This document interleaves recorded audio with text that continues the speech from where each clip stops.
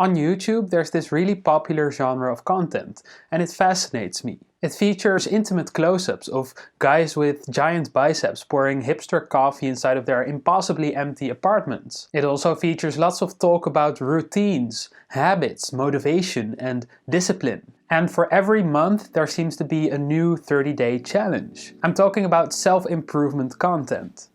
And as much as I love to watch these kind of videos, I decided it would be better for me to stop doing so. And that's not because they aren't helpful. They definitely can be, and they have helped me in the past.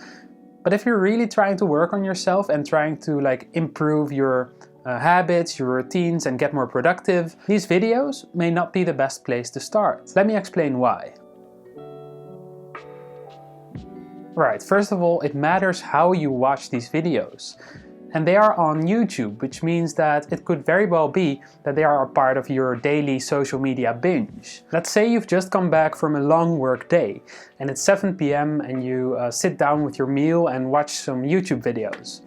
And one of these is a video that's called "Why You're So Tired All the Time." And you think to yourself, oh, that's helpful because I do feel tired all the time and I would like to know why that is. But the information in this video is not going to stick to you, because at that moment you're just trying to relax and what you need is some easily consumable content. The point I'm trying to make here is that quite often we use YouTube as a moment for relaxation, as a way to spend our free time. But we shouldn't feel guilty doing so. If you're trying to relax but you're still watching a video about productivity, your brain is kind of confused, like, what should we do? Should we be productive or should we relax?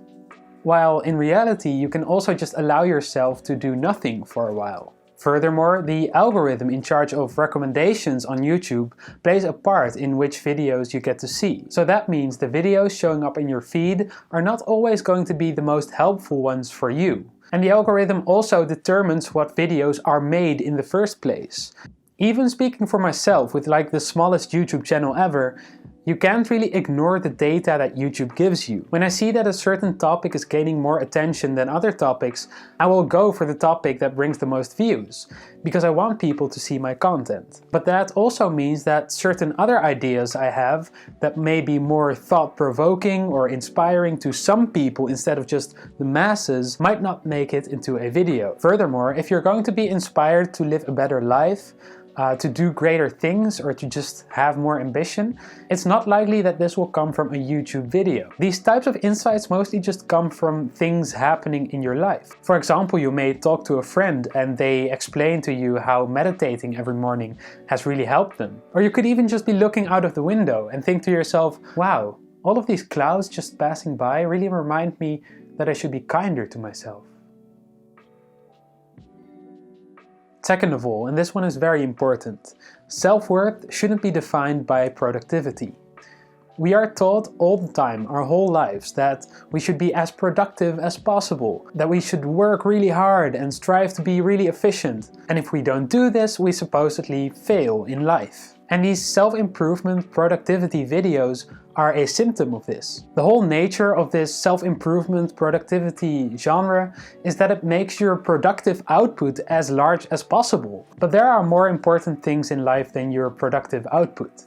For example, being happy. And we should allow ourselves to relax a little bit. And that's especially true when you consider the productivity pay gap. This is a term that describes the gap between what we produce and what we earn. And it basically shows that we are more productive than ever, but we're not being compensated for it. Also, if you yourself don't have your shit together, it may not be the best motivation to watch someone who does have their shit together explain their morning routine. If you're in a rut, I think one of the worst things you can do is watch a video called "How to Get Out of a Rut." You should probably just talk to a friend, have a good meal, or go for a run. Oh, and also there's a pandemic going on, so many people have lost their jobs, maybe they're struggling with their mental health, and at that point, getting your life back on track is not going to happen by watching Thomas Frank explain his favorite habit tracker apps.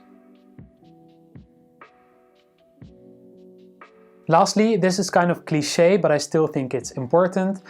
Everyone is different. If you really want to get the most out of yourself and be the most productive you can be, that's great, but the advice in self-improvement videos is not necessarily going to help you in the best way possible. You always are going to have to try different things in order to find out what works the best for you. But a lot of these self-improvement videos make it seem like this one insight, or quitting this habit, or taking up this routine can for sure make you a better person.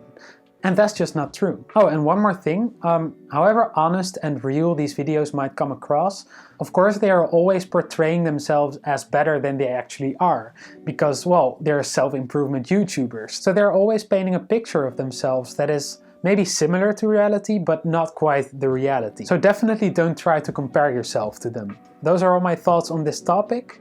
I hope you enjoyed this little rant. It was a little less scripted than usual. Let me know in the comments what you think about self-improvement content and these type of videos. And thanks for watching. I'll see you in the next one.